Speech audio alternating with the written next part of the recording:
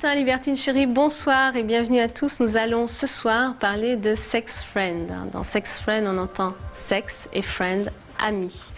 Avoir un sex friend, c'est l'occasion peut-être d'avoir une relation sexuelle épanouie et sans engagement et de développer une relation d'amitié. Nous accueillons ce soir des invités pour qui avoir un copain ou une copine de lit est courant. Ils prennent leurs pieds sans se prendre la tête, mais la sexualité sans amour est-elle possible ? Quand l'amitié se glisse sous la couette, pour en parler avec nous ce soir, nous recevons une psychologue, Sylvia André. Nous recevons également Julie, 22 ans, qui a eu un sex friend pendant 3 mois et qui aimerait bien rencontrer un autre. Et enfin, Pauline et Kevin, ensemble depuis 6 mois. Mais en attendant, vous, que pensez-vous des sex friends ? Nous sommes allés vous voir dans la rue et c'est notre micro-trottoir. A tout de suite. Qu'est-ce qu'un sex friend ? Un sex friend, c'est un ami pour faire du sexe, mais sans amour. Quelqu'un avec qui on peut coucher sans avoir entre guillemets les contraintes d'une personne avec qui on sort. C'est pas vraiment un copain, je pense. C'est quelqu'un avec qui t'as des rapports sexuels sans forcément avoir de sentiments avec. Sans que ça soit sérieux, ouais. C'est un ami avec qui on peut faire des choses sympas. C'est un ami avec qui on partage beaucoup plus que de l'amitié. C'est une relation sexuelle avec une personne sans engagement, je dirais. Croyez-vous qu'on puisse dissocier sentiment et sexe sur le long terme ? Oui, je pense.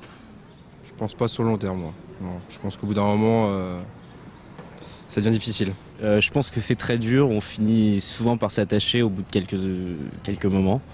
Donc non, pas vraiment. J'ai le sentiment que l'homme a un besoin corporel sexuel, un vrai besoin, alors que peut-être que la femme ressent moins ce besoin, disons, d'une manière corporelle, ce serait plus, je sais pas à leur place, mais mental ou de cet ordre-là. Mais je pense que non, c'est indissociable, les sentiments et le sexe, ça va très bien ensemble, et c'est un équilibre, c'est un art de vie, enfin voilà. Pour pas citer le film Quand Harry rencontre Sally, je suis plutôt dans cette optique-là. Voilà, le sex friend, ça peut durer un temps, ça peut se transformer aussi, je pense, en une vraie relation. Mais je pense pas que à long terme, on puisse rester dans une relation sex friend. Ça peut évoluer les mœurs, mais pour l'instant, ça me semble difficile. Avec les femmes, leur façon leur sensibilité, les hommes ont leur sensibilité, et à un moment donné, la conception du sex friend, il y a des conflits, je pense. Sylvia, bonsoir. Vous êtes psychologue. Alors, dites-moi tout sur le sex friend. Qu'est-ce qu'un sex friend ? Alors, un sex friend, c'est un ami avec qui on a des relations sexuelles de façon récurrente, mais sans attachement amoureux et sentimental. Donc, c'est un ami et il n'y a pas de sentiment. Je ne sais pas, moi, l'amitié, c'est quand même un sentiment, non ? Oui, bien sûr, mais on va dire que c'est une amitié colorée, un peu une amitié amoureuse, voilà. D'accord. Alors, sans sentiment, bien sûr, uniquement. Une amitié sexuelle. Voilà. Une amitié sexuelle, voilà. Oui, parce qu'une amitié amoureuse, là, il y a la notion d'amour. Là, tout à fait, oui. Alors, ça touche... qui est touché un petit peu par ce phénomène ? Est-ce que c'est un phénomène de société un petit peu d'aujourd'hui ? C'est une nouvelle tendance ou ça fait longtemps que ça existe ? Oui, je dirais que ça fait un peu plus d'une dizaine d'années que ça existe. C'est un phénomène importé un peu des États-Unis. On a pu voir ça suite à la diffusion de Sex and the City, qui était une série vraiment que tout le monde connaît, où effectivement les héroïnes avaient des relations sexuelles avec des copains, des amis, sans aucun problème, complètement décomplexées et sans culpabilité. Donc c'est un phénomène assez récent, je dirais une dizaine d'années, oui. Une dizaine d'années, qui touche principalement quand même la tranche des 20-30 ans. Principalement les 20-30 ans. Principalement les 20-30 ans, parce qu'ils ont une autre connaissance du monde. Tout va beaucoup plus vite aujourd'hui avec les nouvelles technologies, les SMS, Internet, les sites de rencontres. Donc c'est vrai que les relations vont très vite, beaucoup plus vite. Ouais. D'accord, donc ce sont des relations sans engagement. Sans engagement, oui. Pourquoi c'est des CDD ?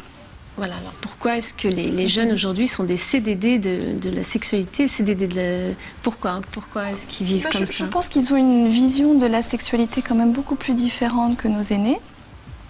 Et effectivement, pourquoi des sex friends ? Je pense que c'est souvent suite à des déceptions amoureuses, enfin ça peut arriver, ou suite à des moments de jachère un peu sentimental et sexuel. Et les jeunes d'aujourd'hui ne veulent pas renoncer au plaisir de la chair pour autant. Voilà. Donc, ils peuvent vivre une sexualité épanouie sans sentiment. D'accord, C'est donc, pas un tabou. ils ne peuvent pas, ils ont du mal à renoncer en tout cas à leur sexualité. Par contre, ils sont prêts à renoncer à des sentiments amoureux. Ouais. Bien évidemment, il y a des inconvénients à cela, bien sûr, puisque avoir des sex friends peut empêcher aussi d'autres rencontres amoureuses. C'est aussi un inconvénient. Et puis, un des deux peut s'attacher à l'autre. Et là, ça devient quelque chose d'un peu plus compliqué. Là, ça complexifie. Oui. Là, ça complexifie les choses. Oui, complètement. D'accord, mais alors c'est rigolo parce que est-ce que finalement, parce que quand on est adolescent, donc quand on a 13, 14 ou 15 ans, les garçons, eux, peuvent avoir comme ça peut-être une sexualité sans sentiment, alors que chez la jeune fille, il faut quand même un peu d'amour. Est-ce que là, aujourd'hui, c'est comme si c'était je sais pas, comme un copier-coller finalement de cette phase d'adolescence? Je pense, et surtout chez les femmes de 30 ans, qui ont des vies professionnelles très actives, qui se donnent à fond au boulot et qui ont envie justement de ne pas se prendre la tête au niveau sentimental. Donc ce phénomène-là, je vais dire que c'est un peu un copier-coller, comme vous dites, des relations adolescentes. Avec une petite différence quand même chez les femmes, c'est qu'elles ont des sex friends quand même réguliers. Contrairement aux hommes qui peuvent passer de sex friend en sex friend sans problème. Les femmes sont prêtes à lâcher prise, mais pas totalement. D'accord. Est-ce qu'il y a des codes ? Est-ce qu'il y a des choses à faire, à ne pas faire? Parce que finalement, quand on a une intimité comme ça, sexuelle avec quelqu'un, on est dans la confidence de soi, malgré soi. Donc, est-ce qu'il y a des choses à ne pas dire ou à ne pas faire? Je ne sais pas. Probablement, oui. Je pense que d'ailleurs, l'utilité quand même du sex friend, c'est qu'il y ait des relations, mais sans les inconvénients d'une relation amoureuse, justement. Des relations sexuelles sans les inconvénients. Puisqu'il n'y a pas d'engagement, pas de réciprocité au niveau de la fidélité. Chacun peut voir ailleurs, c'est pas un problème. Dans le film, il y a un film Sex Friend qui est sorti il n'y a pas très longtemps, en février justement, et Nathalie Portman, elle avait fixé des règles très claires. On va dire que voilà, pas d'engagement, pas de fidélité, on ne s'offre pas de petits cadeaux. On se promet rien. Si je sens que je tombe amoureuse, je le dis. Si je sens que tu tombes amoureux, je m'éloigne. D'accord, pas de marque extérieure, pas de signe extérieur. Pas de signe extérieur, pas de commentaires sur Facebook. Pas d'attachement. Voilà. Pas de petits mots câlins. Voilà. Ça reste. Mais alors, moi, ce qui m'intrigue, c'est que est-ce que quand on a une sexualité comme ça, finalement, est-ce que ça n'implique pas des sentiments ? Je pense qu'on ne peut pas avoir de sexualité sans conséquence, bien sûr. Enfin, de relations sexuelles. Sans sentiment ? Oui, bien sûr. Au bout d'un moment, je pense que, de toute façon, la durée des sex friends est de, on va dire, de 1 an, 2 ans grand maximum. Mais vraiment grand maximum. Après, effectivement, je dirais qu'il n'y a pas de relation sexuelle sans conséquence. D'accord, mais là, on parle de, par exemple, chez les femmes qui vont avoir le même sex friend pendant 1 an ou 2, et ensuite, ça s'arrête. Ça s'arrête parce qu'elles vont passer à un autre sex friend, vous pensez, ou parce qu'elles passent à autre chose, il y a eu une rencontre. Bien sûr, exactement. D'accord, c'est vraiment une période de transition. Une période de transition, oui. Ça peut même être réparateur pour certains. C'est une façon aussi de ne pas trop subir son célibat, par exemple, et de le vivre d'une façon un peu plus chouette, on va dire. D'accord. Mais oui, c'est quand même dans un temps, une durée limitée. Je ne dis pas que certaines relations n'aboutissent pas sur autre chose, hein. C'est tout à fait possible, mais ça reste rare. C'est un phénomène rare. Et chez les hommes, donc on a vu chez les femmes, il y a une certaine fidélité quand même, sans sex friend. Chez les hommes, donc... Comment ça se passe ? Multiplier les sex friends. Oui, tout à fait. En avoir 1, 2, 3, 4, voilà. D'accord. C'est pas un phénomène étranger aux hommes. Non, pas du tout. Ce n'est pas une liaison. Attention, sex friend ne veut pas dire liaison, hein, justement. Mais est-ce que, d'accord, enfin chez les hommes peut-être, est-ce que ça se confond pas quand ils ont une liaison ou quand de la même façon une liaison extra-conjugale finalement ne demande pas de signe extérieur d'attachement. Mais ce n'est pas la même chose. Donc, est-ce que finalement ils ne se retrouvent pas un petit peu dans la même situation avec une relation sex-friend ou une relation extra-conjugale ? La seule différence, c'est qu'effectivement une liaison, cela présuppose qu'il y a une relation sérieuse et une relation extra-conjugale, alors qu'avec les sex-friends, c'est clair pour les deux dès le début. D'accord. Comment est-ce qu'on rencontre un sex friend? Hmm. On passe une petite annonce. C'est un copain? Oui, un copain. On va voir Voilà, ça avec nos aujourd'hui. invités. Oui, avec Facebook aujourd'hui, les sites de rencontres, oui, complètement. Ouais. D'accord. C'est beaucoup plus facile. Bon, très bien. Merci Sylvia. N'hésitez pas à intervenir. Très bien, volontiers. Julie, bonsoir. Bonsoir. Alors, vous avez 21 ans? Ouais. 21 ans et vous avez eu un sex friend pendant 3 mois. 3 mois. Alors, racontez-moi ce sex friend. Comment est-ce que vous l'avez rencontré d'abord? Alors déjà, moi j'étais au collège avec lui, donc ça remonte à plusieurs années. Donc on était très proches, on était meilleurs amis en fait. Et puis au bout de quelques années, donc l'année dernière, donc ça faisait déjà plusieurs années qu'on était très très proches, il m'a dit que je lui plaisais.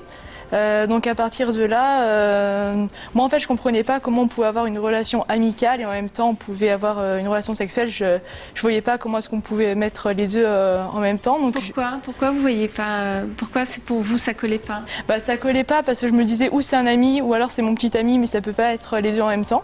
D'accord. Donc du coup pendant 3 mois, lui il me disait que je lui plaisais, etc. Moi je voulais rien. Et l'année dernière, il est revenu vers moi en me disant que voilà, il aimerait bien une amitié améliorée, on va dire. Et moi je me suis posé la question, je me suis dit en fait je m'entends très bien avec lui. Puis physiquement il me plaisait, donc je me suis dit pourquoi pas essayer. Donc du coup en fait je lui ai dit d'accord, donc on a commencé donc cette amitié améliorée justement. Et ça s'est super bien passé puisqu'on s'entendait très bien à la base. Donc il n'y avait pas de problème là-dessus et quand on se voyait, ça se passait super bien aussi. Donc on a continué comme ça a duré 3 mois. Et vous aviez déjà eu des relations sexuelles avant de connaître ce garçon? Ouais, j'avais eu une longue relation de 1 an en fait avant. D'accord. Et puis on s'était séparés et justement après... Ça avait été difficile après pour vous Ouais, la séparation avait été difficile. Du coup, je voulais pas me relancer dans une autre longue relation. C'est ce que vous disiez, ouais. Ouais. Donc moi, je voulais pas me relancer. Puis je me suis dit, je suis jeune, autant profiter, etc. Donc pourquoi pas essayer justement avec cet ami avec qui je m'entendais très bien et qui me plaisait aussi. Donc tous les arguments étaient là pour essayer cette amitié améliorée justement. Alors comment est-ce que c'est possible d'avoir des relations sexuelles comme ça avec un copain sans finalement éprouver des sentiments après? Nous, on se connaissait vraiment depuis que j'avais 14 ans. Je l'ai connu à 14 ans, donc dans ma tête c'était très clair. Moi, j'avais jamais eu de sentiments pour lui et je voyais pas comment est-ce que je pouvais en avoir même en ayant des relations sexuelles avec lui. Finalement, ça s'est confirmé. Donc on a été sex friend pendant 3 mois. Donc on se voyait tous les jours en cours parce que j'étais dans la même école que lui. D'accord, et vous aviez des relations à quelle fréquence? 2 fois par semaine, c'était 2 fois par semaine. Ça se passait chez vous ou chez ça dépendait des fois. Ouais. On est tous les deux chez nos parents en fait. Mais oui. Donc ça dépendait des fois. Mais mes parents le connaissaient très bien, je connaissais très bien ses parents. Du coup finalement ça posait pas de problème. Donc ils passaient la nuit chez vous? Ouais, et puis on allait en cours le lendemain ensemble. D'accord. Donc voilà, mais il n'y avait pas d'ambiguïté, c'est-à-dire qu'on n'était pas en couple, on n'avait pas l'exclusivité sur l'autre. Il n'y avait pas de jalousie? Non, pas du tout. Moi, parfois, il me racontait même, hier soir, j'ai vu un tel, j'ai passé la nuit avec elle, et ça me faisait ni chaud ni froid, et moi, je lui racontais, ça lui faisait ni chaud ni froid non plus. Et pourquoi est-ce que ça s'est arrêté? Parce qu'en fait, au bout de 3 mois, justement, de notre relation, donc il s'appelle Antoine. Antoine a rencontré une fille à une soirée, et il s'est dit, en fait, il a eu un espèce de coup de foudre, on va dire, et il a voulu se caser avec lui. Avec elle, pardon. Okay. Il a voulu se caser avec elle. Et du coup, il avait vraiment l'exclusivité. Et donc, c'était plus possible. Il pouvait pas sortir avec elle et en même temps me voir moi. Parce que dans ce cas-là, il aurait trompé sa copine. Et c'était un mec bien. Donc, il a voulu stopper. J'ai très bien compris. Donc voilà, on a arrêté de se voir à partir de ce moment-là. Mais on a gardé notre relation amicale. D'accord. Et vous avez eu un petit pincement au cœur, quelque chose parce que c'est une habitude aussi qu'on prend pendant 3 mois d'avoir une relation sexuelle comme ça 2 fois par semaine. Ça crée un lien malgré tout. Ouais, je me suis dit, ça y est, il rencontre quelqu'un et là il me lâche direct. Mais au final, non, je m'y suis fait très vite. J'ai continué à avoir des relations, des sex friends et il n'y a pas eu de problème. Je le vois encore.